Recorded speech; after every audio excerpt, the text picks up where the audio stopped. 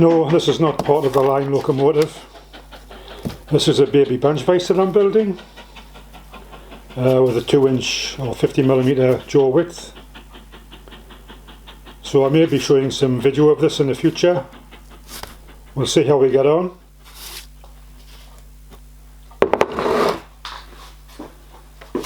In today's video we've got another fairly straightforward job. We're going to make this Clevis, and it also has an associated what I would call a die block,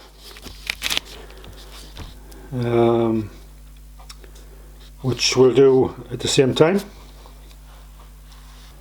And this shows the detail for the Clevis. It's 5/16 square.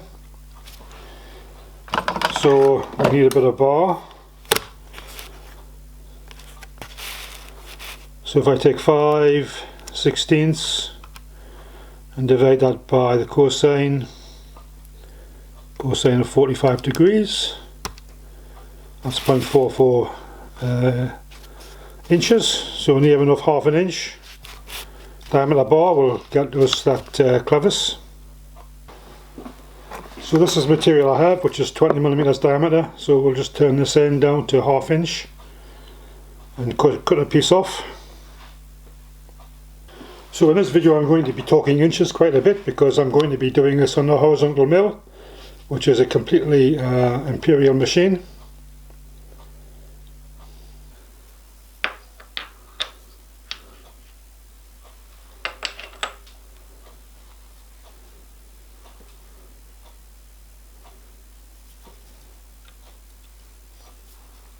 So these are precision ground V blocks, so it's sitting on the bottom of the vise, so it'll keep this workpiece square. So our slot is 3/8 deep. So this machine is all imperial, which is why I'm working in inches today. We want to just touch on the side.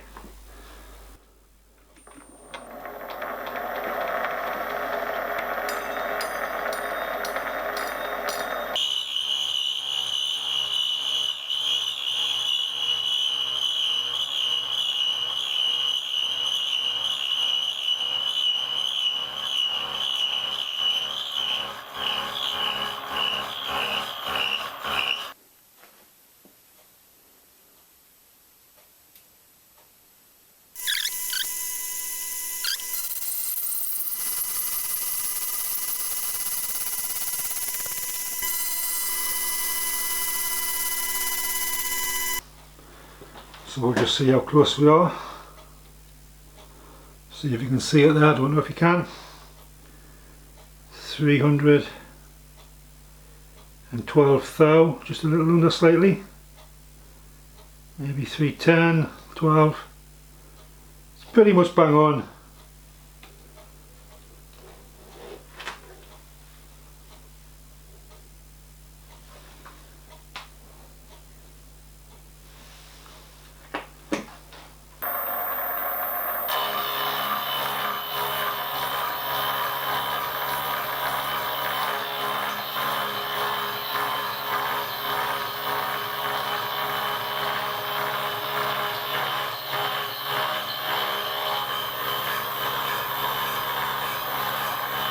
It's 125 to 50.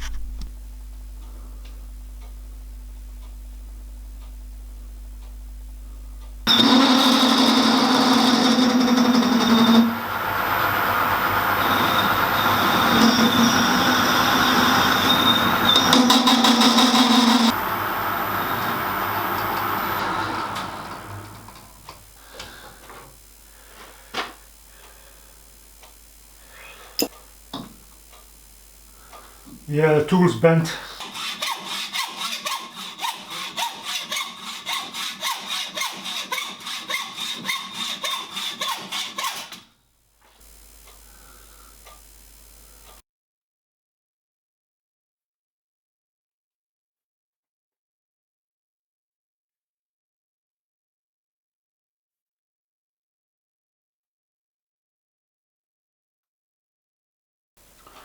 Okay, I've got my small 4-jaw self-centering chuck held in my 4-jaw independent chuck.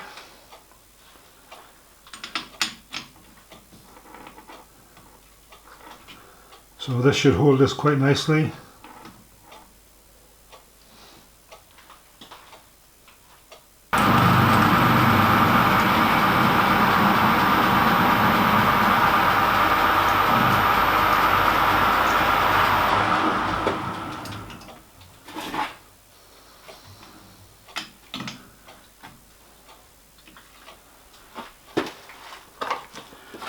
Just check the length. It's supposed to be 23/32, which is 18.2 millimeters. So we've got 0.6 to come off.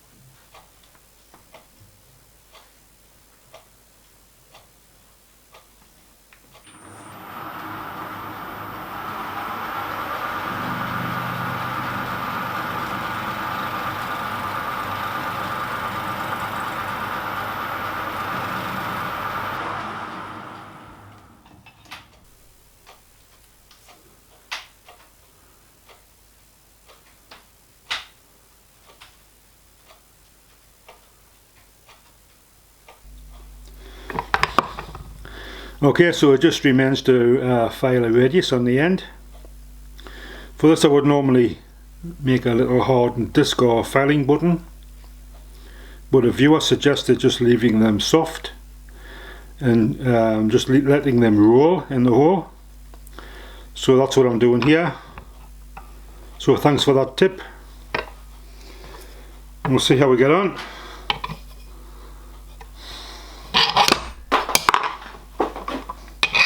It's a bit awkward to hold.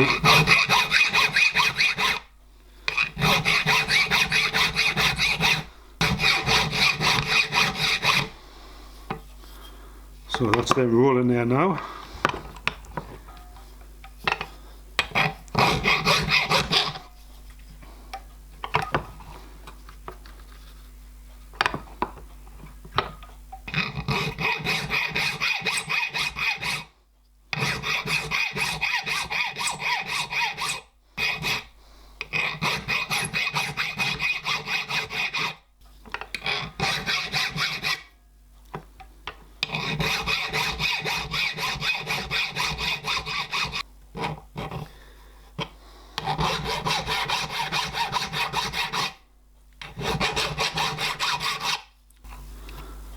Yeah, that works really well. It's a nice job. So I'm going to put some little bronze bushes in these. So I've made up a little, I've turned up a little bronze tube. So I'm going to Loctite that into there.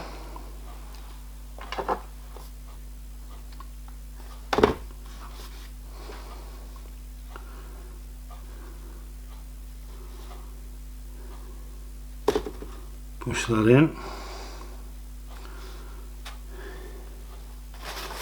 Give it a clean up. Make sure it's protruding both sides. Right, we'll let that sit. So the idea of using a tube rather than two separate bushes is that once that Loctite is set and I cut the bush in the middle and file it up, the bore on each bush at each side remains in alignment. And I think it's easier than making two separate bushes. You could make two separate bushes and when you fit them just use a rod through to maintain the alignment, but I just prefer to do it this way.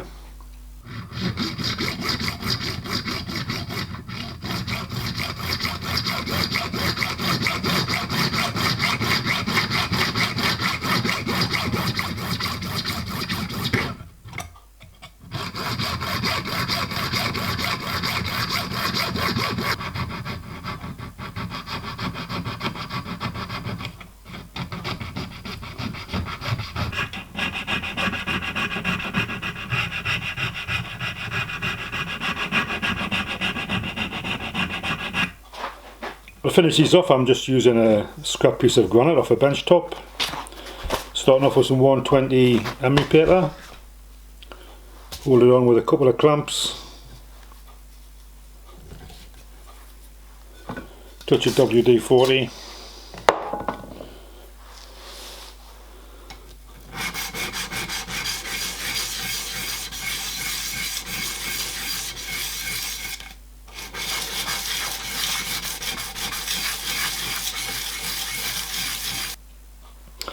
doesn't take long to get rid of the machining marks.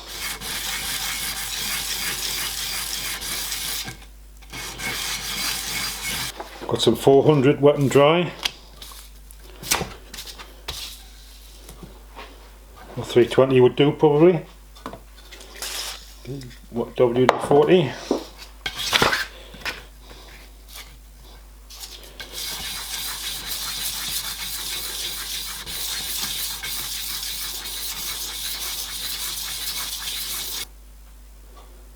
That's pretty much it.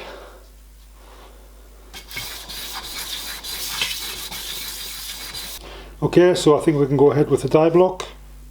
We need two of these. So I've got a bit of silicon bronze I can use. And it's big enough, I think we can do these two side by side. And we can do them in a horizontal mill.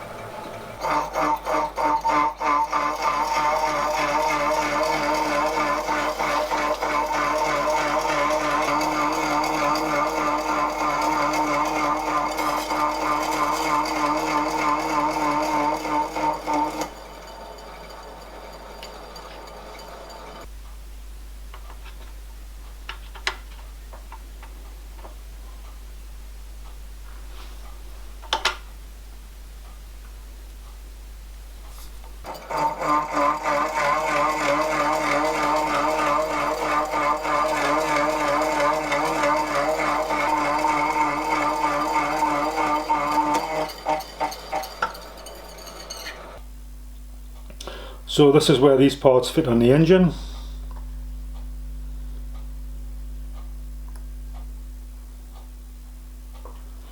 This is the rocker shaft we did in the previous video, and here's the die block which slides in there. Oop.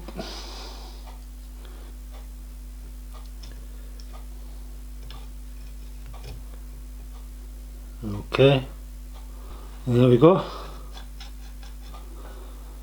So the Clevis connects up to the valve shaft that comes through this gland, so that will work backwards and forwards.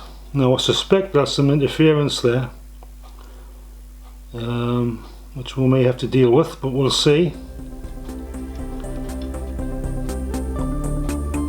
Maybe not.